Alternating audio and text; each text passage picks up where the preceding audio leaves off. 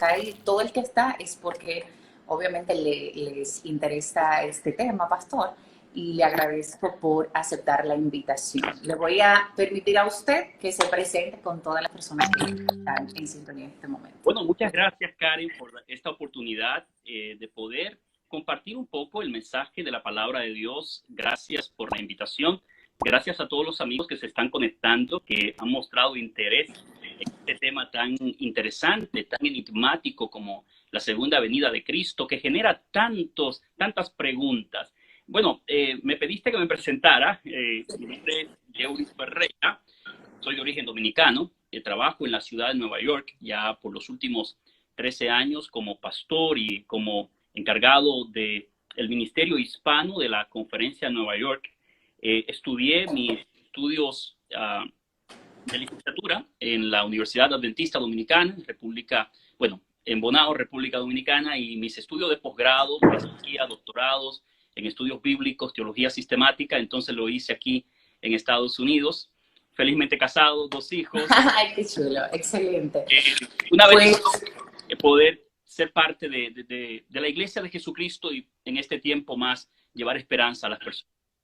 Excelente, pastor. Le cuento que hay muchas de las personas que se preguntan y dicen, ¿de dónde les surgen estos temas a Karen? Bueno, pues siempre tenemos amigos, allegados, vecinos, gente muy cercana que de alguna forma te predica y te lleva el mensaje de Dios.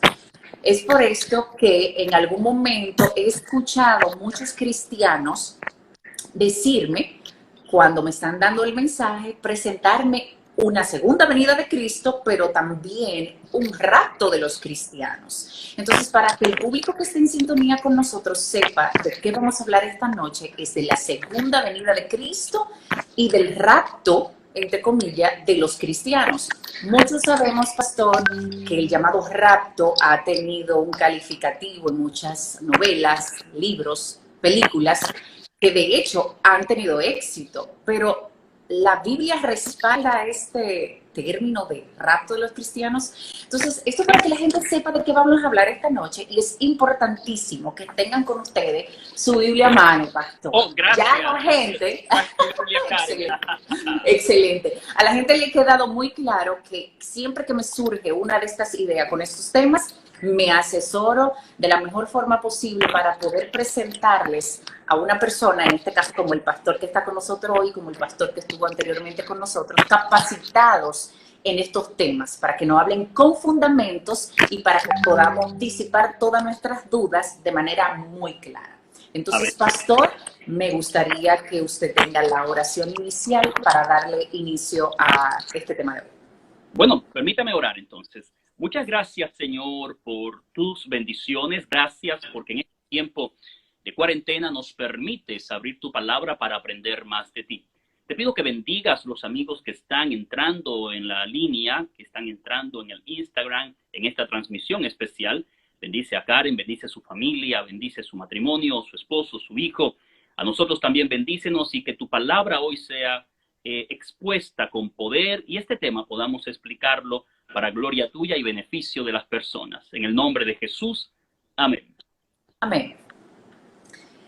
Recibí un sinnúmero de preguntas de todos mis seguidores vía bien y me encantaría que iniciáramos con una de esas, pastor. ¿Está bien? Perfecto. Tengo una pregunta por aquí. Todos hemos escuchado, pastor, alguna vez que Jesús volverá a la tierra. Así es. Pero, ¿qué razones bíblicas o no bíblicas tenemos para creer que esto va a ser así?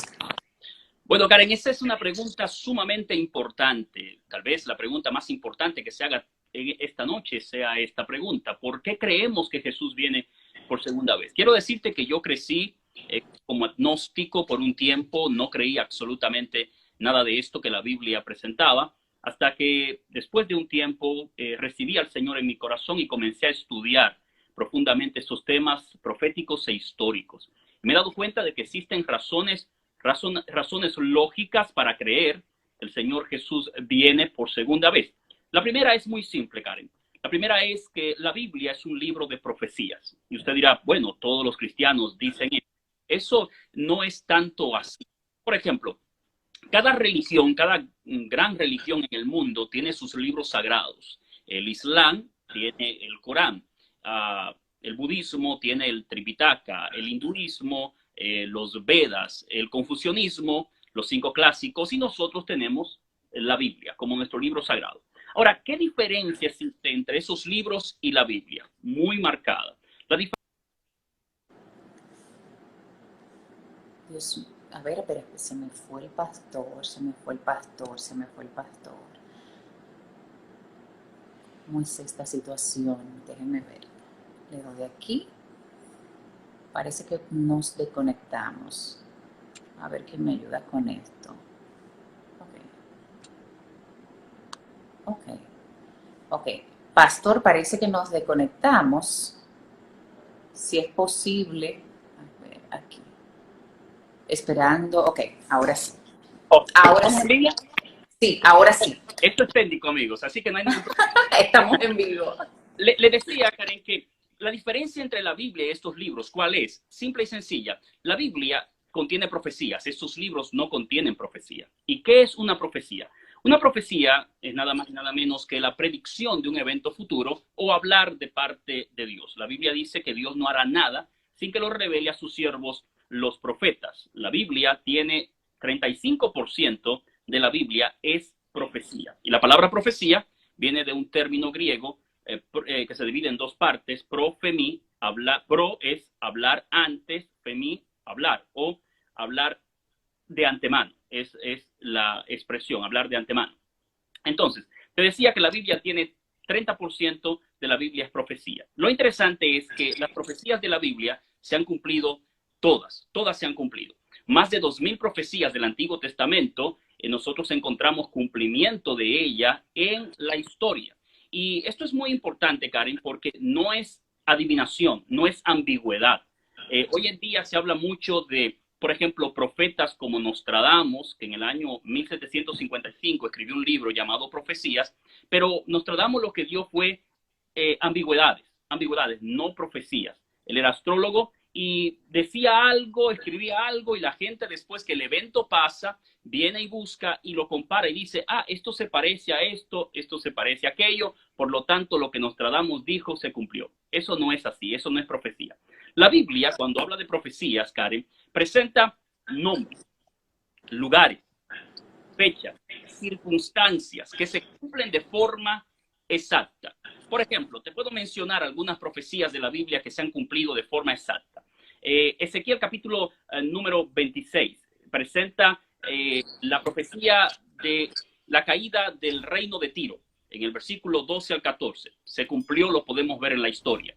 Isaías capítulo 44 y capítulo 45 presenta la caída del reino de Babilonia por mano de un hombre llamado Ciro. Y esta profecía se dio en el 740 y la caída de Babilonia fue en el 539, un 13 del mes de octubre, 200 años antes. Y 200 años se dio el nombre del general que iba a conquistar la ciudad y cómo la iba a conquistar, 200 años antes.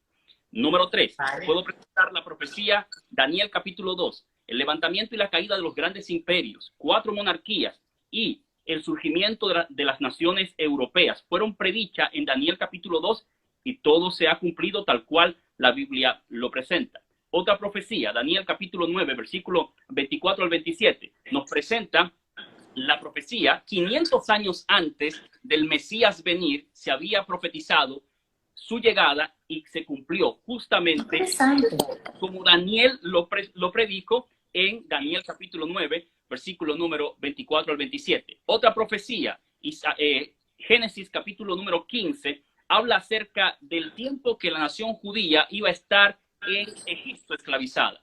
Llegado el tiempo, se cumplió la profecía tal cual la Biblia presenta. O sea, si tú me preguntas, ¿por qué yo creo que Cristo viene por segunda vez?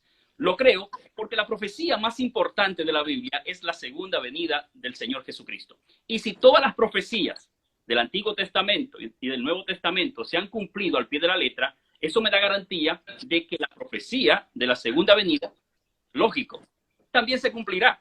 Si yo he encontrado, Karen, cumplimiento exacto de todas las profecías de la Biblia, más de 2000 profecías. No tenemos el tiempo esta noche para hablar de todas ellas, pero más de 2000 profecías que se han cumplido. Y no son ambigüedades como lo que pasa con los Simpsons, ¿no? Yo no sé si tú has visto que la gente dice, oh, que los Simpsons predicen tal cosa. Ambigüedades. No, la Biblia no es ambigüedad, es hecho real, fecha, nombre, circunstancias, lugares que podemos corroborarlo en la historia. Entonces, en primer lugar, yo creo que Cristo viene porque este libro me muestra un Dios que predice el futuro, según Isaías capítulo número 42, versículo 9, e Isaías capítulo 44, versículo 7. Dios es el único que conoce el futuro y Él lo da a revelar. Esa es la primera razón. La segunda razón, Karen, por la cual yo creo que Cristo viene por segunda vez, es que Cristo vino una primera vez. Así es. Mira, Karen, no importa si tú eres agnóstico, si eres ateo, si eres cristiano, si eres creyente, has comenzado tu vida cristiana o eres un buscador. Cada persona que vive en la tierra es consciente de que en esta tierra, en la historia, vivió un hombre llamado Jesucristo, que murió en la cruz, que resucitó y que formó un movimiento. Y eso no lo creemos solo porque la Biblia lo dice, Karen. Mira, historiadores antiguos, romanos, que eran enemigos del cristianismo, y judíos, testificaron de la existencia de un hombre llamado Jesucristo, que murió en la cruz en el año 31 y que formó un movimiento llamado la Iglesia Cristiana.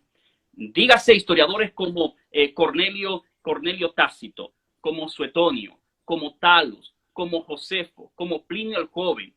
Todos estos historiadores de la antigüedad escribieron y dejaron testimonio de la existencia de un hombre llamado Jesús. Ahora, mira que esto es interesante, Karen. Las dos fiestas más importantes que se celebran en la humanidad, Semana Santa y la Navidad, una conmemora la muerte de Cristo y otra el nacimiento de Cristo. Es cierto. La historia está dividida en dos partes, un antes y un después de Cristo. O sea, no importa si tú eres ateo, agnóstico, cristiano, tú tienes que entender que en esta tierra vivió un hombre llamado Jesucristo. Ahora, la pregunta es, ¿quién era ese hombre? ¿Quién era ese hombre? Mira, Karen, la Biblia dice que Jesús cumplió en su vida más de 300 profecías en su vida. Por ejemplo, Karen, mira, se profetizó la forma de su nacimiento en Isaías capítulo 7, versículo 14.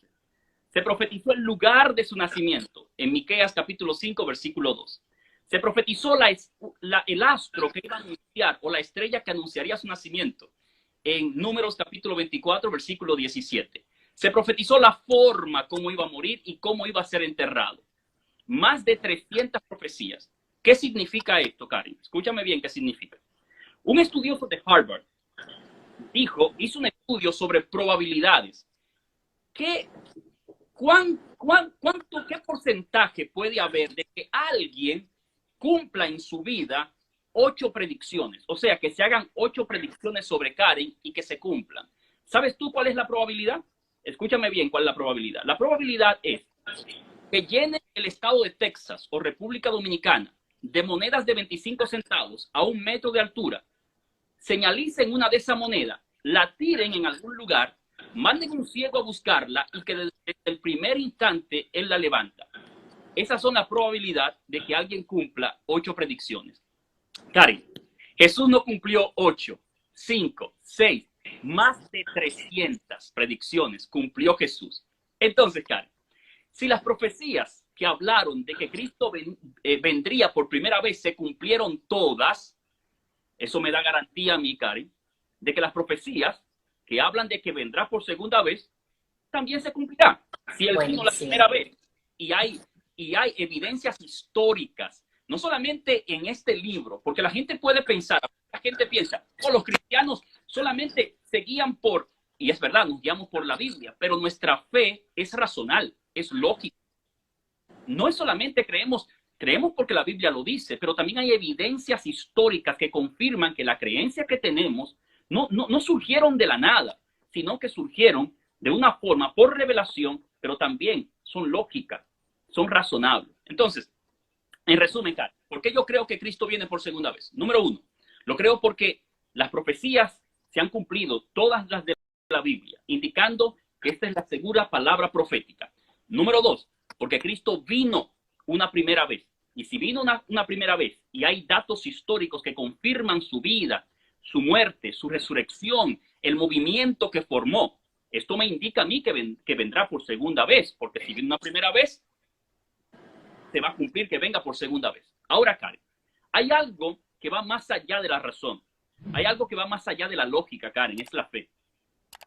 O sea, yo creo que Jesús viene por segunda vez por fe. ¿Y por qué lo creo por fe? Porque la Biblia dice en Hebreos capítulo 11, versículo 1, es pues la fe, la certeza de lo que se espera, la convicción de lo que no se ve. Y dice el versículo 6, sin fe es imposible que agrademos a Dios, porque es necesario que el que se acerca a Dios crea que le hay y que es galardonador de aquellos que le buscan.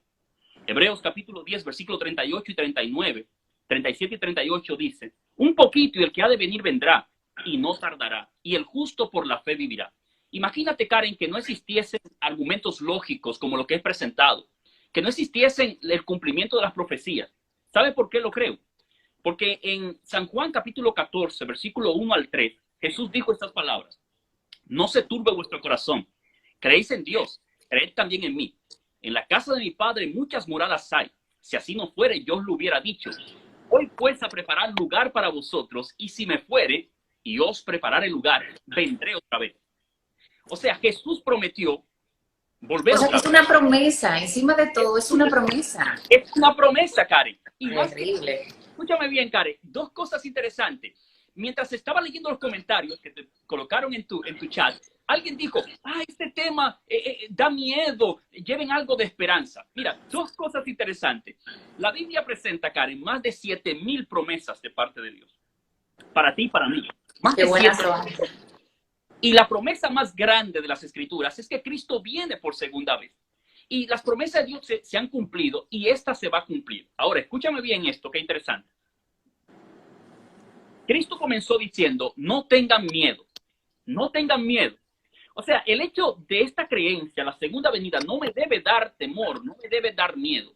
Y la palabra no temas en la Biblia, Karen, se menciona 365 veces. Y esto no es por casualidad. 365 días tiene el año. Para este tiempo, Dios me ¡Wow! dice, no tengas miedo. Para cada día de mi vida, Dios me dice, no tengas miedo. ¿Pero por qué? Porque me ha dado una promesa. Me ha dado una promesa especial. Vendré otra vez. Mira, Karen, yo estoy aquí en Nueva York, en el centro de la pandemia, en el epicentro mismo de todo este problema. Cada día me llaman hermanos de la iglesia que han perdido seres queridos. Y yo quiero decirte la forma como ellos me llaman. Con tristeza, pero me dicen, ¿sabes qué, pastor? Yo tengo esperanza. Tengo la esperanza de que Cristo viene por segunda vez. Uno de los libros que yo he leído más especiales después de la Biblia se llama El hombre en busca de sentido y lo escribió Víctor Frank. Víctor Frank presenta una cita en este libro que dice así: todo aquel que tiene un porqué para vivir puede resistir cualquier cómo. O sea, cuando tú tienes una esperanza, una razón en la vida, Karen, tú puedes resistir cualquier cómo. Los cristianos en esta situación vivimos en fe porque tenemos la promesa segura de que Cristo viene por segunda vez. Entonces, para no cansarte la respuesta, Karen, porque la he hecho un poquito larga. En resumen, ¿por qué creo que Cristo viene por segunda vez? Número uno, porque la palabra profética de la Biblia se ha cumplido y puedo mirarlo en la historia. Número dos, porque Cristo vino la primera vez y esto es una garantía de que vendrá por segunda vez. Y número tres, lo creo por fe, porque es mi esperanza. Y en los momentos difíciles de mi vida y de aquellos que nos están escuchando, cuando pareciera que todo se acaba y parece que no hay a dónde ir, qué bueno es mirar al cielo y decir como dijo Job, yo sé que mi Redentor vive. En medio de la situación, el Señor vive. Por eso yo creo, Karen, que Cristo viene por segunda vez. Amén, nos ha quedado bastante claro y yo sé que todo el que está viendo esta hermosa prédica acerca de la segunda venida de Cristo, pues sé que está tomando nota de los versículos para que más adelante puedan verificar por ellos mismos que todo lo que hemos escuchado aquí pues es verdad y es respaldado por la palabra de Dios. Vamos a entrar en tema inmediatamente porque nos quedó bastante clarísimo que la segunda venida de Cristo por fe, por convicción, por lógica, ha de suceder. Ahora bien, pastor, muchos amigos, personas allegadas, como le dije al principio, me hablan de la segunda venida de Cristo, pero también me han mencionado el rapto secreto. ¿Qué es el rapto? Bueno, Karen, esa pregunta es profunda y quiero comenzar diciendo lo siguiente. Mira, Karen, me gustaría dejar dos cosas claras y con tu permiso, y te agradezco esta oportunidad que me has dado. Primero, no quisiera que cuando termine este live la gente diga el pastor Yeuri dijo. No, no, porque no es el objetivo. En realidad, yo quiero que usted entienda que la Biblia dice. Aquí no estoy, yo estoy siendo el medio por el cual la Biblia está hablando a ti. En segundo lugar, Karen, puede ser que como cristianos uno tenga ciertas diferencias doctrinales. A mí no me hace eso más cristiano que otra persona. Ni el objetivo aquí es yo levantarme y apalear a una persona con las escrituras. El objetivo de mi vida, y es lo que le pido a Dios, yo no sé si tú viste la película de Denzel Washington llamada El Book of Eli, donde él dice, defendiendo la Biblia, él dice, pasé tanto tiempo defendiendo la verdad que me olvidé de lo más importante, que era vivir como el libro me enseñaba. Y esto es lo que yo quiero en mi vida, vivir como el libro me enseña. Pero hay verdades que deben ser presentadas a la luz de las escrituras. Y esta es una que la voy a presentar con todo amor y con todo respeto. Vamos a comenzar por lo más básico, Karen, por lo básico. El rapto. ¿Qué es el rapto? Todos los cristianos estamos de acuerdo que Cristo viene por segunda vez. Si eres católico, si eres protestante, si eres bautista, si eres metodista, si eres adventista, todos aquellos que creemos en Cristo, nosotros tenemos la convicción de que Cristo viene por segunda vez. Esto es natural en todas las iglesias. El credo católico lo dice y la declaración de fe más popular en la iglesia protestante, la declaración de Westminster, también lo dice. Ahora, ¿dónde está la diferencia? No es en la creencia de que viene, sino cómo viene. ¿Cómo viene? ¿Cómo viene? ¿Cómo es la forma que Cristo viene? Entonces, hay dos posiciones. Una es que Cristo viene de forma literal y la otra es que viene de forma secreta o en un rapto. La creencia del rapto, Karen, es ese postulado, esa enseñanza que dice que la segunda venida de Cristo está dividida en dos fases. La primera fase, Él arrebata a la iglesia de forma secreta. Después pasan 7 años donde los que no sean salvos quedarán en la tierra para recibir una segunda oportunidad de salvación. Después de 7 años, donde esté gobernando, según esta doctrina o esta teoría, esté gobernando el anticristo, después de 7 años de tribulación, Cristo volverá a la tierra de forma visible con su pueblo para iniciar el milenio. En resumen, el rapto es la creencia que dice que la venida de Cristo se separa en dos fases. Una primera fase de arrebatamiento de la iglesia de forma secreta. 7 años pasan, Cristo viene entonces en una tercera venida sería, y después el milenio. Ahí está más o menos resumida de forma fácil la doctrina o la creencia del rapto. Ahora bien, si a mí me dijesen, presente en puntos lo que los defensores del rapto creen, para aquellos que llevan nota, lo presentaría de esta forma. Número 1, la creencia de que la iglesia será arrebatada de forma secreta.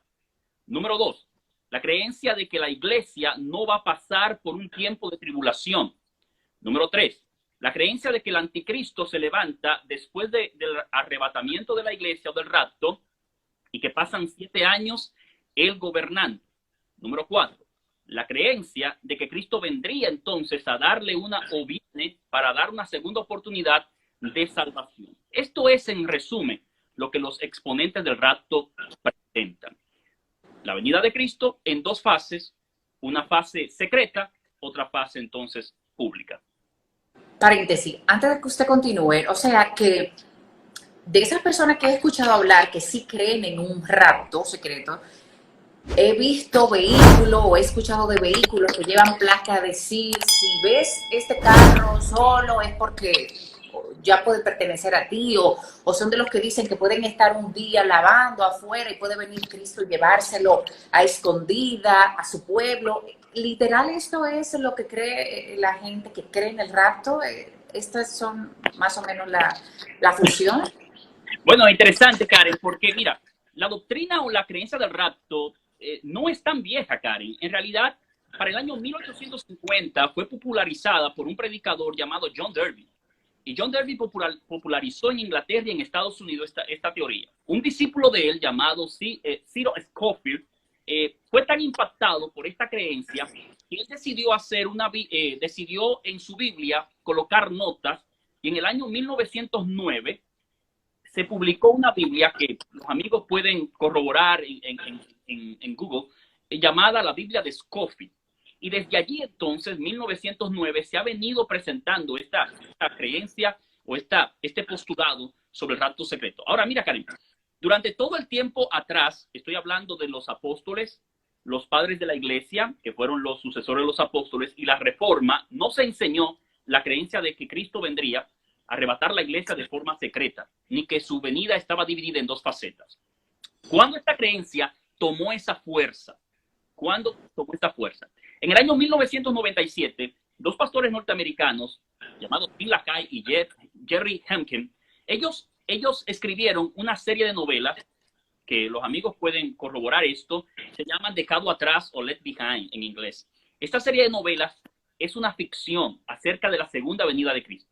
Y ellos presentaron en esta serie de novelas, que son 16, la creencia, esa forma de que un avión estaría en pleno vuelo y, bueno, el libro comienza de esa manera, el primer libro, el avión está en vuelo y la azafata mira y ve muchos asientos que están vacíos y ve las ropas ahí.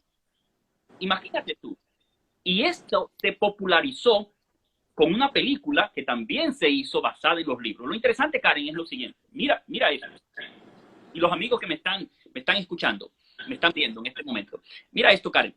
El 61% de los cristianos cree en el postulado del rapto secreto.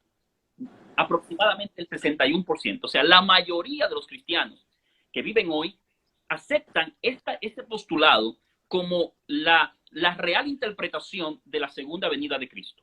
Ahora bien, Karen, yo quiero ser lo más sincero posible y quiero ser lo más respetuoso posible. El hecho de que la mayoría crea una cosa no hace a una verdad más verdad. O sea, la verdad, para ser verdad, necesita el voto de la mayoría. La verdad es verdad porque es verdad. Eso es ontológico. Entonces, el hecho de que la mayoría crea una cosa no la hace. No la hace, ¿verdad? No la hace verdad. Entonces, el rapto secreto tiene algo que es de ficción, porque se basa, mucha de sus creencias, o se ha popularizado a través de ese tipo de argumentos donde un carro estará en plena vía y si el conductor es cristiano, él sale de forma inesperada, el carro seguiría y los que estén ahí, bueno, se estrellaría. O sea, es este postulado más ficticio que real. Esto es en grosso modo lo que ellos proponen. La pregunta es, ¿tiene base bíblica esto? ¿Tiene base bíblica? Pregunta, profesor. Levanto la mano para que siga en esa misma línea. ¿Por qué Mateo 24:30 dice lo siguiente, pastor? Entonces estarán dos en el campo, uno será llevado y el otro será dejado. ¿Cuál es la correcta interpretación de este texto? Muy bien, Karen. Mira, para darte la interpretación de ese versículo, me gustaría solamente, de forma rápida, por amor a todos los que nos están mirando acá, es lo siguiente. La palabra rapto no aparece en la Biblia. ¿No aparece en la Biblia? No aparece en la Biblia, no aparece en la Biblia. Los proponentes del rapto usan la palabra rapto como sinónimo de una palabra que sí aparece en la Biblia, que es la palabra arrebatamiento. Arrebatamiento. Aparece en 1 Tesalonicenses capítulo 4, versículo 17. Y esta palabra arrebatamiento, ellos la usan, entonces la usan como sinónimo de la palabra rapto, pero la palabra rapto no aparece en la Biblia. Okay, los que creen en el rapto usan a lo menos 3 versículos para hablar de este postulado, de esta creencia. El primero es el que te mencioné, 1 Tesalonicenses capítulo 4, versículo 17. Y lo voy solamente a leer por amor a las personas que nos están mirando, porque allí dice: luego nosotros, los que vivimos, los que hayamos quedado, seremos arrebatados juntamente con ellos en las nubes para recibir al Señor en el aire, y así estaremos para siempre con el Señor. Cuando tú lees este versículo, Karen, inmediatamente la gente dice, oh, allí está, seremos arrebatados. Mira, Karen, somos testigos todos de algo. Una conversión editada no tiene ningún valor jurídico. O sea, ahora mismo pueden tomar esta conversación, cortar en pedazos, pegar, de aquí y de allá y hacer y colocar, y cortó los textos que a él le gustaban y hizo lo que se conoció como la Biblia de Jefferson. Una Biblia de él donde él tomó textos que a él le gustaban. Dios mío. Bueno, mira, Karen, cuando usted estudia la Biblia, cuando tú estudias la Biblia, tú que eres una buscadora y estás buscando la verdad de la Biblia, debes entender que la Biblia tiene un método de interpretación, y es que la Biblia hay que leerla en su contexto. Los predicadores, estudiosos de la Biblia, tienen un dicho que dice, un texto fuera de su contexto es un pretexto. ¿Qué es un contexto en la Biblia? Un contexto es lo que está antes y lo que está después del texto que tú estás leyendo. Todo texto que tú lees, para tú darle una interpretación, Karen, una interpretación sana, correcta, teológicamente y bíblicamente, tú debes leerlo en su contexto. Ahora bien, nota esto. La palabra arrebatamiento que se usa aquí, esa misma palabra se usa en Apocalipsis capítulo 12, versículo 5. Y habla de que Jesús, el Hijo, fue arrebatado para Dios y su Padre. Fue arrebatado. En otras palabras, escucha, Karen, lo mismo que pasó con la iglesia o que pasó con Cristo va a pasar con la iglesia. Ahora bien, cuando Cristo fue arrebatado, en Hechos capítulo número 1, versículo 11, dice que los apóstoles se quedaron mirando al cielo mientras dos ángeles descendieron y le dijeron estas palabras: varones galileos, ¿qué hacéis mirando al cielo? Este mismo Jesús que habéis visto irse al cielo, cuando él fue arrebatado, según la Biblia, igual como será la iglesia, los apóstoles le vieron ir. O sea, no fue arrebatado en secreto. No, no fue en secreto. No fue en secreto. Ya tenemos eso primero. Ahora, cuando tú lees este texto del arrebatamiento aquí en 1 Tesalonicenses, capítulo número 4, versículo 17, si tú lees el texto que está antes, vas a encontrar algo interesante, porque dice el texto anterior, dice así: porque el mismo Señor, con voz de mando, con voz de arcángel y con trompeta de Dios, descenderá del cielo, y los muertos en Cristo resucitarán primero.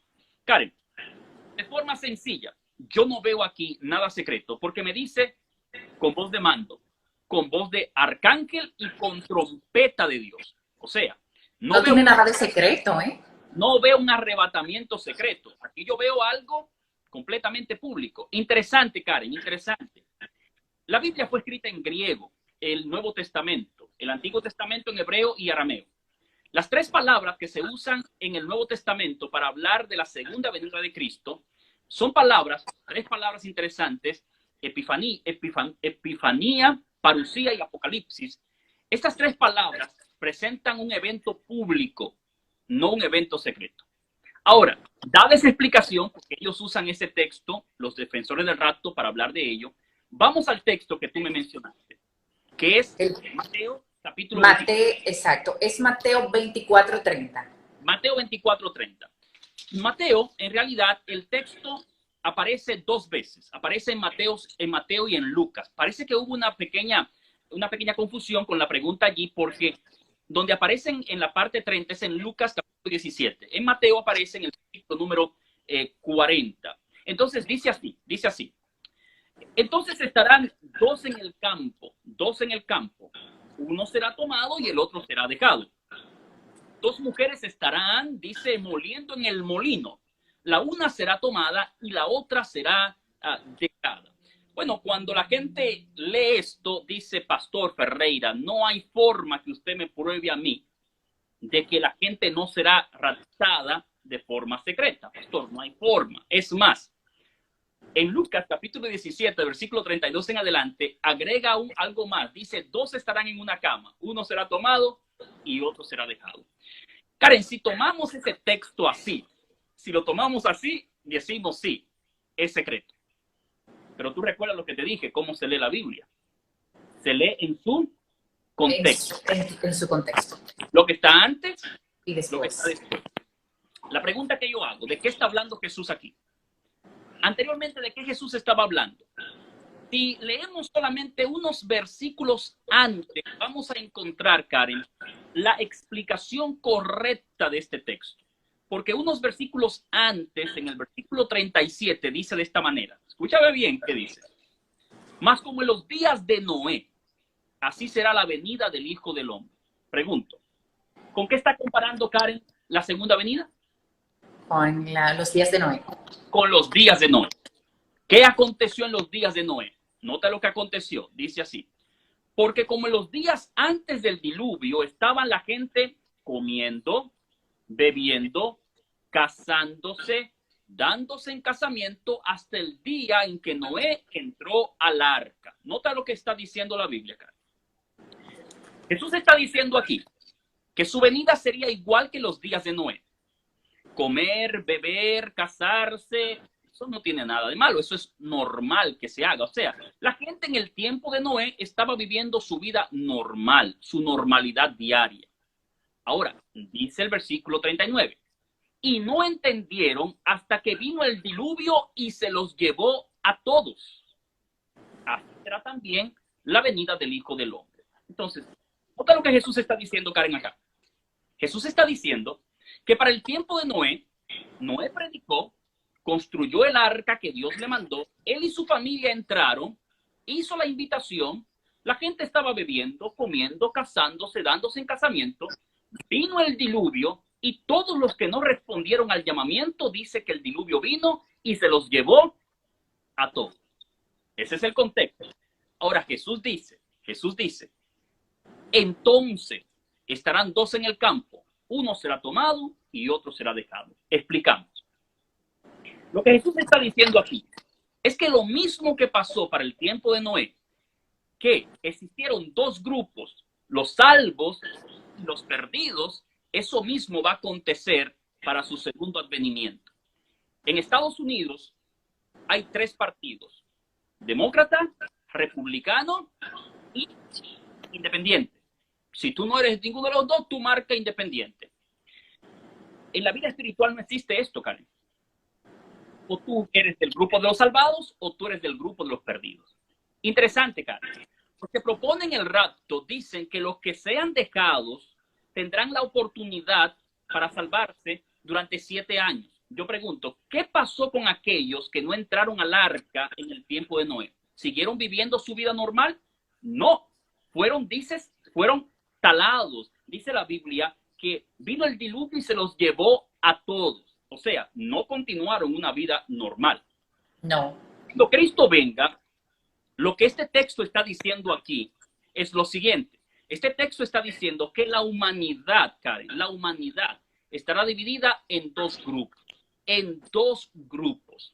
Y puede ser que hasta en una misma casa, donde dos personas estén durmiendo juntos, una pareja de esposo, uno sea salvo y otro no. Indicándome que la salvación no tiene nada que ver con afiliación religiosa o familiar, sino con la decisión que tomamos de seguir al Señor. Esta es la interpretación en el contexto de este texto. No que alguien será raptado y llevado de forma secreta. No es lo que la Biblia está diciendo, bajo ninguna circunstancia. Hay un texto bíblico, no recuerdo dónde es, pero usted me ayudará a aclararlo, que menciona y dice que cuando Cristo venga, todo ojo le verá. Oh, claro que sí. Pues claro si que sí. todo ojo le verá, entonces eso contradice un poco lo del arrebatamiento para algunos solamente. Mira, Karen, ese texto es muy clásico para hablar de la segunda venida de Cristo. Estamos en Apocalipsis capítulo 1, versículo 7. Dice el texto, lo voy a leer de forma literal. ¿Qué dice el versículo? Apocalipsis 1, 7. Noten que tengo mi Biblia aquí conmigo. Dice así, he aquí que viene con las nubes y todo ojo le verá. Todo ojo le verá. Todos los linajes de la tierra harán lamentación por él. Sí, amén. Nos dice aquí, todo ojo le verá. O sea, vuelvo al punto. ¿Es secreto esto? No es secreto. Karen, cuando yo estudio las escrituras, cuando leo la Biblia, me doy cuenta de características que la Biblia da sobre la segunda venida de Cristo que me imposibilitan creer que viene de forma secreta a raptar la iglesia. Por ejemplo, está este texto. Dice que será visible. Primera Tesalonicenses capítulo 4, versículo 17, dice que será audible. Vendrá con voz de mando, con voz de arcángel, con trompeta de Dios. Más que esto, Mateo capítulo 24, versículo 32, Karen, dice que vendrá con poder y grande gloria, con sus ángeles. O sea, la Biblia me está mostrando un cuadro, no me está mostrando un cuadro secreto, no me está mostrando un arrebatamiento secreto, me está mostrando una venida, un evento donde todos lo van a ver, todos lo van a escuchar, será con poder, será con gloria y lo más interesante, Karen, no será espiritual como los proponentes del rapto secreto lo presentan, porque Hechos capítulo 1, versículo 11 dice, este mismo Jesús que ha sido tomado de vosotros, así vendrá como le habéis visto ir al cielo. En otras palabras, Jesús vendrá como Él ascendió. Y Él no ascendió de forma espiritual y secreta. Él ascendió de forma literal y lo vieron.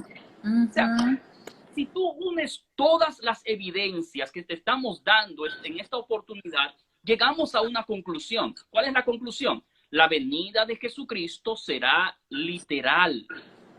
Literal. Yo quiero decirte algo, Karen, si me lo permite, porque en este conversatorio a veces uno se lo escuchamos. Cosas que son tan interesantes. Lo escuchamos. Algo. Mira qué pasa, Karen. ¿Cuál es el problema de este estipulado? Hay dos problemas que yo veo acá. Y uno de ellos es, mira, y me da mucha pena decir esto. Tal vez en su buena intención, las personas que creen esto no se están dando cuenta de algo. Cuando tú dices que aquellos que se queden cuando la iglesia sea arrebatada tendrán una segunda oportunidad, tú estás dando una licencia a las personas de no aceptar la verdad, tal como la Biblia dice, en el ahora, en el momento. Incluso te va más allá. La Biblia dice que, y debemos tratar eso más adelante, la Biblia dice que nadie conoce el día y la hora. Y si la iglesia será arrebatada y van a pasar 7 años y Cristo vendrá literal, entonces ya ese texto no tendría razón de ser que esté en las Escrituras. O sea, ¿qué te digo? Hay que tener cuidado, porque en la sinceridad de uno, hablar de cosas y tal vez de uno escuchar y decir, wow, qué bien predica el pastor, qué bien habla el pastor, mira, lo que habla me convence. No es tanto lo que el pastor dice, no es tanto lo que yo estoy diciendo. Mira, yo quisiera, y es mi deseo, es mi oración que esta noche, tú anotes todos los textos que te he dado y vayas a tu Biblia. Y con tu Biblia en mano, tú puedas, con tu Biblia en mano, corroborar lo que estamos enseñando, lo que te estamos diciendo y ver que no es el pastor Ferreira, es la Biblia. Y puedes dejar la pregunta, dársela a Karen, enviármela a mí a través de cualquier red social. ¿Por qué? Porque es la Biblia, no es lo que yo te creo, es la Biblia que te está enseñando. Entonces, hay que tener cuidado, porque una segunda oportunidad después que la iglesia sea arrebatada, yo pienso que no puede existe. ser una falsa esperanza. ¿Por qué? Porque Segunda Tesalonicenses capítulo 1 dice que cuando Cristo venga, aquellos que no lo hayan aceptado serán consumidos con el resplandor de su venida. O sea que no hay segunda oportunidad. No hay una segunda oportunidad, porque la oportunidad es ahora, Karen. Pero es caramba. ahora. Entonces, en ese mismo orden, pastor, ¿habla la Biblia de 7 años de tribulación? Bueno, interesante. Karen, no hay un texto bíblico que te hable de 7 años de tribulación. ¿Cómo que no, pastor? No Tiene que hay haber un alguna texto de la Biblia, Karen, que hable de 7 años de tribulación. Y vuelvo a caer en lo mismo. Usted puede decir, oh, qué bien predica el pastor, me convenció. Pero no es tanto lo bien que habla el pastor o lo bien que predica, está basado en la sana palabra, la sana enseñanza de la verdad. Karen, ¿dónde se basan los proponentes de esta creencia de los 7 años de tribulación, donde la iglesia no va a participar, ¿dónde se basan? En una profecía de Daniel capítulo 9. Si me puedes acompañar con tu Biblia, te lo voy a agradecer. Claro. Solamente rápido, porque no tenemos todo el tiempo. Tal vez. Y que tengo una preguntita por ahí también. Está bien, Karen. Daniel capítulo 9, versículo número 24 en adelante, habla de la profecía de las 70 semanas. 70 semanas. Y esta profecía, déjame explicarla rápidamente como la explican los proponentes de la tribulación, de los 7 años de tribulación. Esta profecía se divide en varias facetas. En el versículo 24 dice, 70 semanas están determinadas sobre tu pueblo y sobre tu santa ciudad. Es una profecía que estaba dirigida al pueblo judío. 70 semanas de años, dice una versión llamada la versión Torres Amat.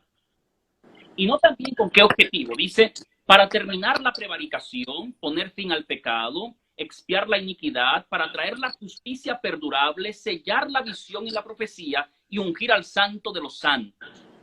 Es una profecía mesiánica lo que se está dando aquí. Daniel está prediciendo o profetizando la venida del Mesías y su obra. Entonces, el versículo número 25 dice, sabe pues y entiende que desde la salida de la orden para restaurar y edificar a Jerusalén hasta el Mesías príncipe, habrá 7 semanas y 62 semanas. Es la primera parte de la profecía y con esa parte no hay problema. ¿Por qué? Porque todos ellos dicen que estas 69 semanas, 7 semanas, 62 semanas, se cumplen hasta la venida del Mesías, la muerte del Mesías. Ahora, aquí está el punto. Los proponentes del rapto dicen lo siguiente, las 69 semanas, que serían nada más y nada menos que 483 años, van desde un punto hasta la venida de Jesucristo, la muerte de Jesucristo. Ahora, después de la muerte de Jesucristo hay un intervalo de tiempo y para el tiempo del fin se cuenta la otra semana, que son los 7 años que ellos hablan de tribulación.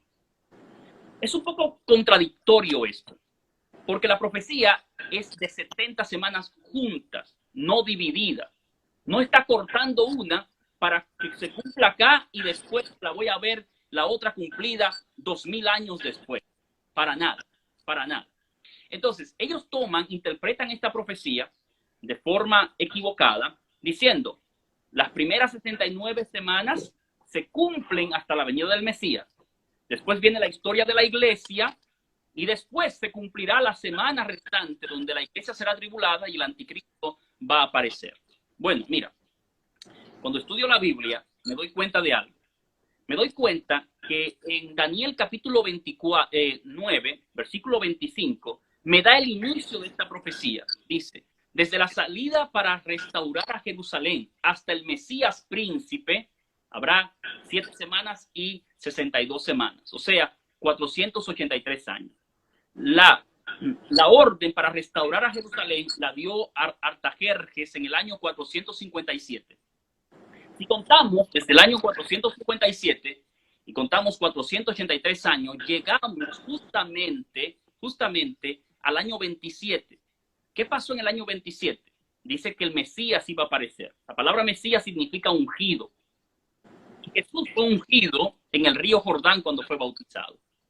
Ahora, la otra semana, el texto la divide en 2, si lo leemos más adelante. Dice, a la mitad de la semana se va a quitar la vida al Mesías. Del año 27 hasta el año 31, Cristo muere en el año 31 y tiene un ministerio de 3 años y medio.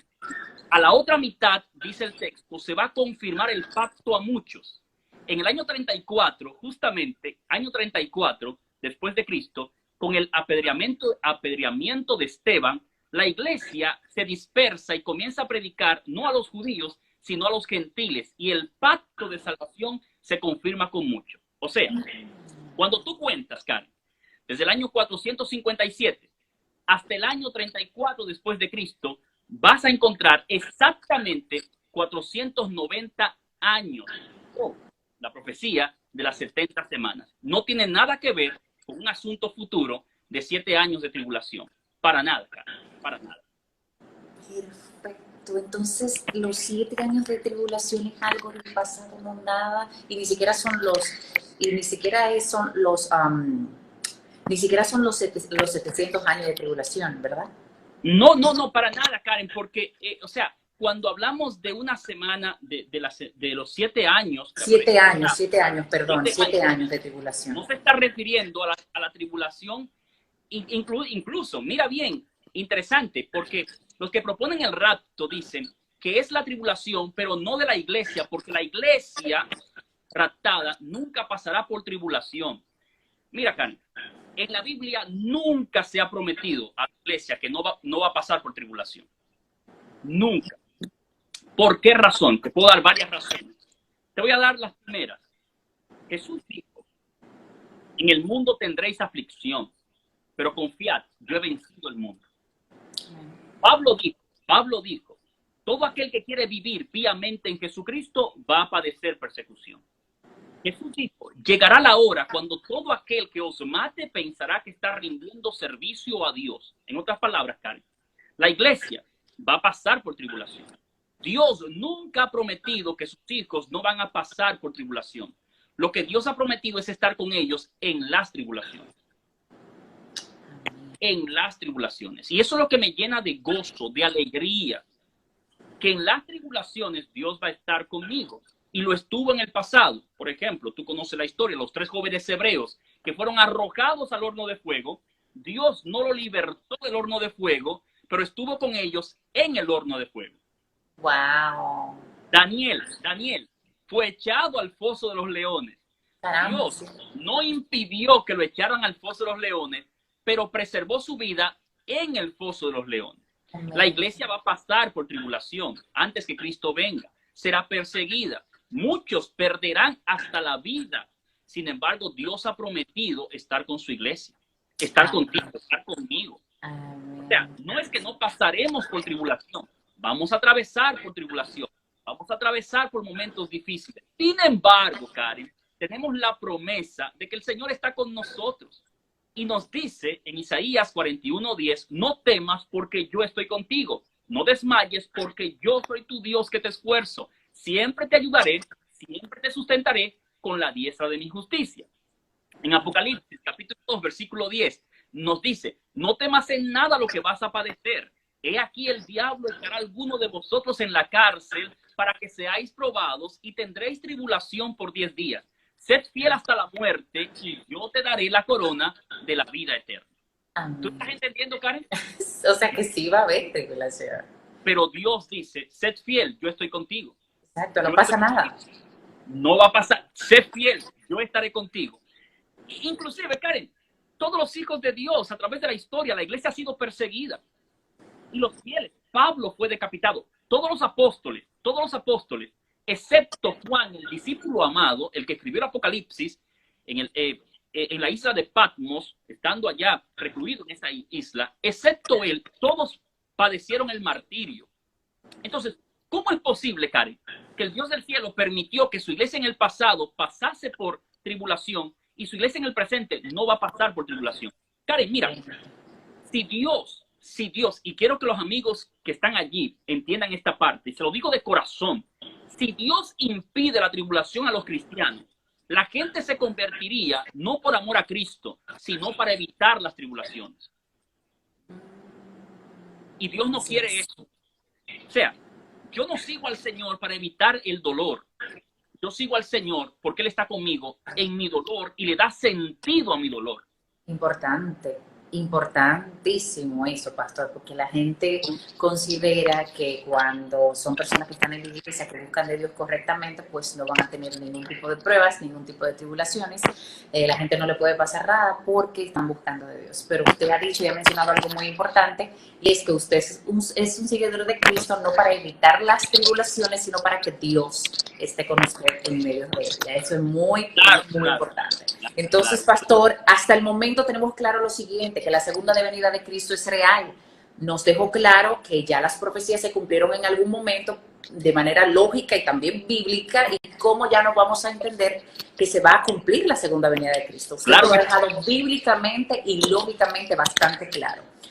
Según la Biblia, y el famoso arrebatamiento de los cristianos, que como dije al principio ha tenido éxito en novelas, en películas, y de alguna forma suena hasta interesante, pero bíblicamente no encontramos un respaldo para creer en esto.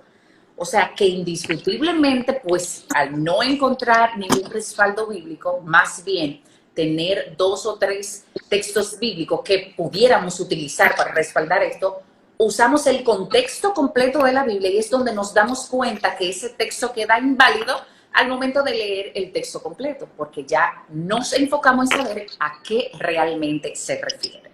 Claro, incluso, Karen, mira, un texto que se usa mucho, ladrón, como ladrón. Dicen, oh, el Señor viene como ladrón. Ve, viene secreto. Karen, ya creo que tú sabes bastante la técnica o el método de interpretación de la Biblia, que es, cada vez que lees un texto, ¿qué debes leer? Lee el contexto. Lo que está antes, lo que está después es lo que debe leer. Y mira esto, Karen, qué interesante este texto que la gente usa para decir que Cristo viene como ladrón y que viene secretamente. Dice así, segunda de Pedro 3:10. Dice así, porque el día del Señor vendrá como ladrón. Hasta ahí se queda, dice, como ladrón. Sigue diciendo, ladrón en la noche, en el cual los cielos pasarán con gran estruendo y los elementos ardientes serán deshechos y la tierra y las obras que en ellas hay serán quemadas. Yo pregunto, Karen. No tiene mucho de secreto, pastor, ¿no? ¿Qué tiene de secreto? No tiene nada de secreto. No tiene mucho de Entonces, secreto. cuando tú dices, ¿pero qué significa que Cristo viene como ladrón? Bueno, significa que viene de forma inesperada. Que no sabemos la hora, ni cuándo, ni inesperada, justamente eso. Mateo 24 usa la misma metáfora del ladrón. Paréntesis, pastor, paréntesis, pastor. En un segundito se va a caer el live, pero le exhortamos a todos los que están en sintonía que vuelvan a conectarse para que le demos una finalidad con broche de oro a este tema. Se va a caer en un minutito porque Instagram me da solamente 45 minutos. Entonces le exhorto que por favor se vuelvan a conectar para que finalicemos el tema con las últimas preguntas que tenemos. Están bastante interesantes. Entonces, pastor, me decía. Bueno, rápidamente, te decía que Jesús usó la misma metáfora en Mateo capítulo 24, en este caso el versículo 43, diciendo lo siguiente. Dice así, velad pues porque no sabéis a qué hora ha de venir vuestro Señor. Pero sabed esto, que si el padre de familia supiese a qué hora el ladrón habría de venir, velaría y no dejaría minar su casa. Jesús está diciendo, yo vengo de forma inesperada. El hecho de que vengo como ladrón no es que vengo secreto, es que vengo cuando menos me estén esperando. Esa es la interpretación del texto. Y nosotros debemos estar velando. Debemos estar velando. Tiene mucha lógica, pastor, porque si a mí me dicen, Karen, la venida de Cristo es tal fecha, y digo, bueno, pues yo tengo chance, déjame resolver unas cosas que a Dios quizá no le agraden mucho y esperar un poquito más para adelante. Pero el hecho de decirme que Jesús viene como ladrón en la noche, lo que me dice a mí es que debo estar preparada desde ya, porque no sabemos la hora, ni el momento, ni cuándo. ¿Es cierto? Así es. Así es, ¿verdad, pastor? Así es. Tenemos las próximas preguntas, pastor. Sí, ¿Para qué viene Jesús de nuevo a la tierra? ¿Cuáles son las señales de la venida de Jesús? ¿Y cómo puedo yo saber que se está acercando?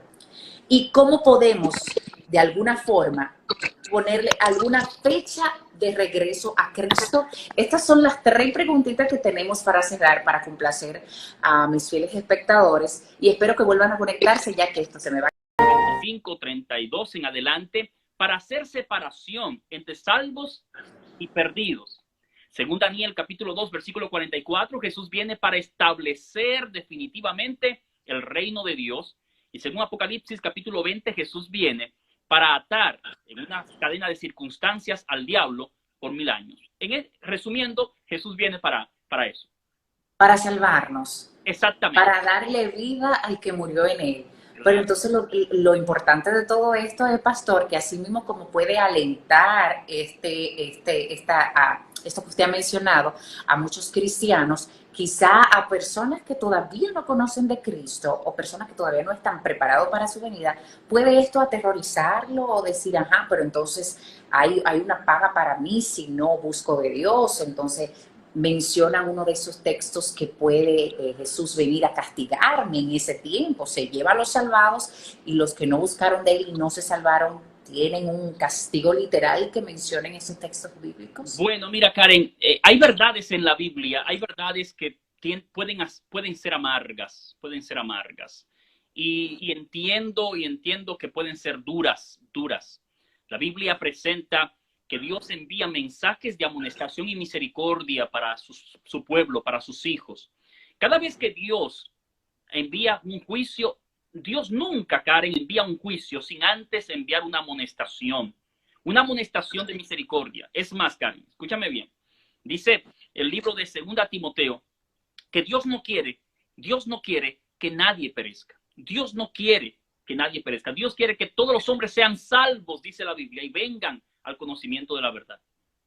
Dice a Pedro, capítulo número 3, 2 Pedro, capítulo 3, versículo número 9, que el Señor no retarda su promesa, según algunos la tienen por tardanza, sino que es, escúchame bien la palabra, paciente para con nosotros, no queriendo que nadie se pierda, sino que todos procedan al arrepentimiento. Dice el libro de Ezequiel, capítulo 33, que Dios no quiere la muerte del impío, sino que le dice al pecador, volveos a mí. O sea, Karen, nosotros somos amados por un Dios misericordioso, un Dios de múltiples oportunidades, que usa cada cosa en la vida para hacernos un llamado. Ahora mismo está usando este medio para llamar a las personas. Interesante esto. O sea, dejamos claro, el Señor no quiere que las personas perezcan. Ahora, hay un dicho en República Dominicana, puede ser que lo hayas escuchado, y se usa mucho en los países hispanosparlantes, que dice, tú puedes llevar al caballo a beber agua, pero tú no puedes obligar que el caballo se la tome. O sea, ya tiene que ejercer la voluntad del caballo de tomarse el agua. Entonces la salvación llega al ser humano, pero tú tienes que tomar la decisión de aceptar esa salvación. Y todo en la vida tiene consecuencias. No hay una decisión que no tenga consecuencias. Es por eso que la Biblia nos dice, Karen, en Apocalipsis capítulo 3, versículo 20, y es un texto que me gustaría que los amigos que nos están viendo puedan marcarlo en su Biblia y puedan tenerlo como un tesoro para sí. Dice que he aquí yo estoy a la puerta y llamo. Escúchame bien, Karen. Dios tiene el poder de derrumbar la voluntad del ser humano y obligarlo a que lo acepte. Pero él dice, no, yo estoy a la puerta y llamo. ¿Por qué Dios llama? Karen, porque en el altar del corazón, Dios es tan caballero que respeta tu decisión y mi decisión. Estoy a la puerta y llamo. Si alguno oye mi voz y abre la puerta, entraré a él, cenaré con él y él conmigo. O sea, tú tienes que aceptar. Si tú no aceptas, si tú rechazas, si tú haces como, bueno, Jerusalén, hay un texto en Mateo 23, es un texto hermoso de parte de Jesús, donde Jesús le dice a la ciudad de Jerusalén, escúchame bien, Karen, este texto, cómo Jesús lo dijo con voz quebrantada, Jerusalén, Jerusalén, que matas a los profetas y apedreas a los que te son enviados. ¿Cuántas veces no quise juntar a tus hijos como la gallina junta sus polluelos debajo de sus alas y no quisiste? Wow. O sea, el Señor ha hecho todo para salvarnos, pero tú tienes que aceptarlo. Y si tú no lo aceptas, entonces las consecuencias, tú no puedes decir, oh, Dios es un Dios castigador, un Dios iracundo. No, fueron las consecuencias de tus decisiones. Es por eso que toda mala decisión que se haya hecho tiene un remedio. ¿Y sabes cuál es el remedio? Tomar una buena decisión en el presente. Aceptar a Cristo. Aceptar a Cristo como Salvador. Y Él dice, nos librará de la ira venidera. Así que no hay que temer a este asunto. Pastor, ¿cuáles son las señales de su venida? ¿Cómo puedo yo saber que Jesús se está acercando? Muy buena pregunta, Karen. Interesante. Podemos pasar tal vez el resto de la noche solamente en esta pregunta. Mateo 24, Marcos capítulo 13, Lucas capítulo 21. Voy a dejarlo allí para que lo puedan estudiar nuestros amigos y puedan devorar esos textos. Mateo 24 presenta a lo menos 5 señales que indican que Cristo viene pronto. A lo menos 5 señales. Voy a ser rápido con ellas. La primera es en el mundo religioso. Jesús dijo que antes de su venida, dice Mateo 24, vendrían muchos en mi nombre diciendo, yo soy el Cristo y a muchos se engañará. El engaño religioso, Karen, se ha extendido de forma sorprendente. No voy a entrar en ese tema, no es el tema, pero a lo mejor en el futuro puedas tratarlo con algún otro pastor. Lo tenemos que tocar, lo tenemos que tocar. Se ha extendido la predicación de el evangelio de la prosperidad, incluso, Karen, la propagación de personas reclamando identidad divina. En Estados Unidos anualmente se levantan más de 1,600 personas diciendo que ellos son Jesucristo. Y tenemos ejemplos como David Koresh, como Jim Jones y como otros. Incluso hace un tiempo atrás se levantó un hispano llamado Jesús Miranda diciendo que él era Jesucristo y tenía más de 100,000 seguidores. Y sorprendente. O sea, Jesús dijo que antes de su venida habrían engaños en el mundo religioso o señales en el mundo religioso. Segundo, Jesús habló de señales en el mundo político. Jesús dijo, oiréis de guerra y rumores de guerras. Esas son las segundas señales que Jesús presenta. Hemos sido testigos, Primera, Segunda Guerra Mundial. Después de la Segunda Guerra Mundial se habló de paz. Paz no ha habido. Se ha derramado más sangre después de esto. La guerra del Golfo, la guerra después, la guerra contra el terrorismo, las guerras tribales, las guerras contra las guerras que se hacen en los diferentes lugares de revolución. O sea, tenemos derramamiento de sangre cada vez. En tercer lugar, Jesús habló de señales en el mundo natural. Jesús dijo allí mismo que habría hambre, pestes y terremotos antes de su venida. Noten bien, amigos, número 1, señales en el mundo religioso. Número 2, señales en el mundo político. Número 2, señales en el mundo natural. Hambres, pestes y terremotos. Los terremotos han ido en aumento. Las enfermedades están populando hoy como nunca. Seguimos. Jesús dijo que habrían señales en el mundo social. Jesús dijo, antes de mi venida, será como en los días de Noé. ¿Cómo vivía la gente? Indiferente completamente. Indiferente completamente. Sumido completamente en su vida egoísta. Ahora, la última señal que Jesús presentó, que es la más importante, porque todas estas señales anteriores, Jesús dice, habrán guerras, rumores de guerra, pestes, terremotos, pero aún no es el fin. ¿Cuál es la señal que presenta el fin y la cercanía de la venida de Cristo? Bueno, Karen, dice que es la predicación del evangelio. Dice Mateo 24:14, y será predicado este evangelio del reino para testimonio a todas las naciones y entonces vendrá el fin. La predicación del evangelio. Ahora, Karen, mira, yo sé que hay gente allí que puede estar en el chat diciendo, siempre han habido guerras, siempre han habido terremotos, siempre han habido engaños, siempre el mundo moralmente ha ido detrás de la maldad más que detrás de la justicia. Es verdad, eso es verdad. Ahora, Jesús fue sabio, Karen, muy sabio, porque Jesús presentó una ilustración para hablarnos de las señales. Y él dijo en el versículo 24, y todo esto serán principios de dolores. Ay, Padre. La palabra dolores allí, Karen. Que falta más, pastor. No, mira, no es eso, no es eso. Escúchame bien porque es interesante esto. Mira bien, la palabra dolores utilizada allí se puede traducir como dolores de parto. Y la característica, yo no puedo hablar de eso, tú puedes hablar de eso, mi esposa. La característica es, los dolores de parto es frecuencia e intensidad. Frecuencia e intensidad. Escúchame bien. Cuando una mujer sale embarazada, no tiene dolores de parto. Mientras se va acercando el alumbramiento, la intensidad y la frecuencia de los dolores son más notables. El séptimo mes es más notable que el sexto. El noveno mes más que el octavo. Pero la última semana, lo que era esporádico se convierte en algo frecuente y más fuerte. O sea, el dolor de parto se caracteriza por intensidad y por frecuencia. Cuando el hijo se está acercando, cuando el alumbramiento se está acercando, el dolor es más fuerte y es más intenso y más frecuente. Mira qué fue lo que Jesús dijo. Siempre habrán señales, siempre habrán guerras, pero cuando yo me esté acercando a la tierra, serán más intensas y más frecuentes. Yo te pregunto, Karen, y seamos sinceros, este año 2020, desde enero hasta aquí, Mateo 24, en las señales la podemos ver cumplida. Comenzamos el mes de enero con una amenaza de guerra con Irán, donde se enviaron tropas estadounidenses, terremotos, incendios en Australia. Y para rematar todo, nosotros estamos más de un mes en cuarentena por una peste, una pandemia que se ha regado en el mundo, que ha puesto de rodillas a los gobernantes y a la ciencia. Yo te pregunto, Karen, ¿no es eso frecuencia e intensidad?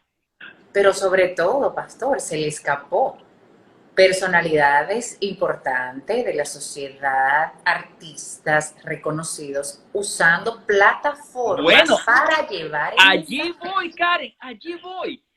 La predicación del evangelio. Karen, Dios es un Dios sabio, un Dios sabio. Karen, ahora mismo, ¿cuántas personas nos están mirando a nosotros? ¿Cuántas personas han abierto la puerta de su vida, de su teléfono, de su casa, para escuchar a alguien hablarle de este mensaje? ¿No es esto una señal cumplida para nosotros hoy? O sea, todo esto está indicando que el Hijo, que el alumbramiento, que la venida ya está ahí, porque vemos la intensidad y la frecuencia. Y yo doy gloria a Dios, Karen, de verdad, porque Gloria yo a quiero Dios irme a por hogar. eso. Lo que, Yo lo quiero que irme al hay. hogar, quiero estar con mi Señor para siempre. En verdad, es Amén. mi deseo, es mi anhelo, es mi anhelo. Pues nos ha quedado bastante claro que las señales están de que la venida de Cristo se acerca. Pastor, para terminar, ¿tendremos una oportunidad de arrepentirnos después de la venida de Cristo? Bueno, Karen, no tendremos oportunidad. La venida de Cristo será el evento que pondrá fin al dolor, al pecado, que pondrá fin a todo este sistema de maldad, que pondrá fin a todo lo que hoy conocemos y nos dará una nueva oportunidad en el sentido de que viviremos los salvados con el Señor para siempre, con Él en el reino de los cielos, y después que Él establezca su reino, después de 1000 años, cuando venga a la tierra y establezca su reino en la tierra. Mira, Karen, la oportunidad es ahora, amigos. Ahora es la oportunidad. La Biblia es clara, la Biblia es específica, es categórica, y vemos a Dios llamándonos, diciendo, ¿saben qué? Si ustedes escuchan mi voz, no endurezcan el corazón. Ahora es el tiempo aceptable, dice la Biblia. Ahora es el día de la salvación. Y esto es interesante, Karen, porque una de las preguntas decía si podemos saber el día y la hora de la venida del Señor. Mateo 24:36 dice de esta manera, pero el día y la hora nadie sabe. Nadie sabe.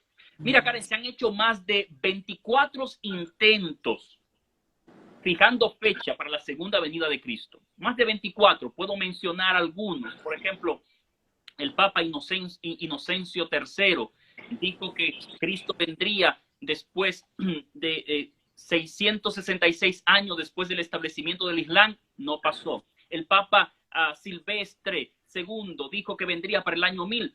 No pasó. Guillermo Miller, un predicador bautista, dijo que vendría para 1844. No aconteció. La profecía que se dio de Michael Nostradamus, que dijo que vendría para 1999, no pasó. Pat Robertson, presidente de la coalición cristiana, dijo que vendría para el año 1982, no pasó. Harold Camping presentó 2 fechas, en el año 94 y en el 2011, no aconteció. El año 2000 dijeron que era el fin del mundo con el I2K, habló del calendario maya y que era el fin del mundo. No pasó. ¿Por qué? Porque el día de la venida del Señor es un misterio. Nadie lo sabe. ¿Y por qué lo dejó así? ¿Por qué lo dejó así? Porque mira, Karen, Dios no quiere que la gente le sirva por miedo. Dios no quiere que le sirvamos por miedo. Dios quiere que le sirvamos única y exclusivamente por amor. Lo que debe moverme a mí a amar al Señor y amar su venida no es el miedo. La Biblia dice que el amor echa fuera el temor, porque en el perfecto amor no hay temor. La Biblia dice, Dios no me ha dado espíritu de cobardía, no me ha dado espíritu de miedo, sino de poder y de dominio propio. Lo que Dios desea, Karen, es que nosotros le sirvamos por pleno amor. Y ahora es la oportunidad. Y si estamos haciendo esto es para llevar un mensaje de preparación. No hay que temerle a este asunto de la venida de Cristo. Para nada. Es más, dice la Biblia en Tito capítulo 2 versículo 13 que es nuestra bendita esperanza nuestra bendita esperanza. Wow. Yo tengo una niña pequeña y hace un tiempo atrás nosotros compramos una casa y tuvimos una situación para el cierre y se tardó un poco, se tardó un poco. Y yo recuerdo que un día iba conduciendo mi carro con ella y me dijo unas palabras. Me dijo, papi, ¿cuándo vamos a estar en la casa? Yo quiero estar en mi casa. Ah, Entonces, yo pensé para mí y miré al cielo y le dije lo mismo al Señor, ¿sabe? Señor, ¿cuándo vamos a estar en nuestra casa? Ya yo quiero estar en mi hogar. O sea, lo que queremos es eso, estar en nuestra casa. Y la Biblia termina, Karen, y es interesante cómo la Biblia termina en sus últimos textos. Y me gustaría compartir esto por amor a los amigos que nos están mirando. La Biblia nos dice allí, nos da una invitación y dice, el esposo y la esposa dicen, ven. Y el que oiga, diga, ven. Y el que tenga sed, venga y tome del agua de la vida gratuitamente. Gratuitamente. Gratuitamente. gratuitamente. O sea, ahí no Gratuitamente. hay que O sea, cobrar nada para dice eso. así, Eso es lo más Apocalipsis, chulo todavía. capítulo 22, versículo 17. El espíritu y la esposa dicen, ven. Y el que oye, diga, ven. Y el que tiene sed, venga y beba del agua de la vida gratuitamente. Y termina el libro de Apocalipsis diciendo, el que da testimonio de estas cosas dice, ciertamente vengo en breve. Y noten cómo termina Juan. Dice, sí, amén. Ven, Señor Jesús. Ven, Señor. Amén. Karen, ojalá que todos los que están ahí en el chat puedan entender que esto es lo que queremos, que Jesús venga. Ven, Señor Jesús. Y por más argumentos lógicos que te pueda dar, por más teología que te pueda enseñar, mi vida le he pasado estudiando las escrituras y todos estos temas de la profecía, pero tengo un anhelo de ver a mi Salvador Jesucristo, al que murió por mis pecados y me ha dado una oportunidad de salvación. Y me dice, hijo mío, te amo, a pesar de tus imperfecciones, te amo y te llamo y quiero que seas salvo. ¿Y cuántas oportunidades no nos ha dado el Señor, Karen? Qué bueno es Dios. Excelente, excelente, pastor. Entonces, terminamos, señores, el estudio de hoy. Nos quedó bastante claro sus preguntas. Bueno, una gran parte de sus preguntas fueron respondidas por el pastor Yeuris Ferreira. Pues les cuento ya el recuento desde el principio, es que ya sabemos que sí existe una segunda venida de Cristo. La Biblia nos respalda el arrebatamiento secreto. No encontramos en la Biblia los 7 años de persecución. No tendremos oportunidad después de la segunda venida de Cristo de salvarnos, pero el mensaje de la segunda venida de Cristo lo que nos arropa es a prepararnos y que son buenas nuevas y que en vez de ponernos tristes, pues lo que debería es ponernos contentosos porque todo lo que se habla allí es maravilloso, pastor. Amén. Gloria a Dios. Así es. Antes de terminar con su oración, pastor, hay un pedacito de una canción que quiero cantarle de una amiga que dice para que la gente en un momento como ese, de todas las condiciones que estamos pasando, pues se pare de su casa, se pare y tenga un poquito de fe, de confianza en Dios, que las cosas en algún momento pasarán. Dice, levántate, levántate de tu lecho y anda. Con toda autoridad Jesús te manda, porque nada es imposible para Dios. Nada, nada es imposible para Dios. Lo que se haya de hacer, solo tienes que creer. Y por ti Dios lo hará. Y es que en su nombre caen rotas las cadenas y no hay demonio que resista su presencia. Tienen que huir, se van ante el sonido de su voz. Nombre poderoso, nombre, nombre sobre todo el nombre de Jesús. Eso es una letra de una amiga muy querida. Gloria a Dios, gloria a Dios. Y es muy linda, esa canción se lo comparto. Ahora, pastor, vamos a orar para terminar. Gracias, Karen, muchas gracias por la invitación. Oramos por ti, por tu familia, por tu hijo, por tu esposo. Que el Señor siga bendiciendo y abriendo puertas para que la palabra del Señor siga corriendo y siendo glorificada. Bueno, para servirte siempre para servirte, el Evangelio corra, que es lo que queremos. Y amigos, les recuerdo, esta verdad no es para darnos miedo, es para prepararnos para el encuentro con nuestro Señor y Salvador Jesucristo. La Biblia y vivir para lo que tú deseas, para gloria de tu nombre. Bendice a Karen, bendice a su familia, y que este esfuerzo que se está haciendo para esparcir la luz de la verdad pueda tener fruto para vida eterna. Ayúdanos a prepararnos para tu venida en el nombre de Jesús. Amén. Amén. Amén. Gloria a Dios. Muchas gracias por su tiempo, pastor.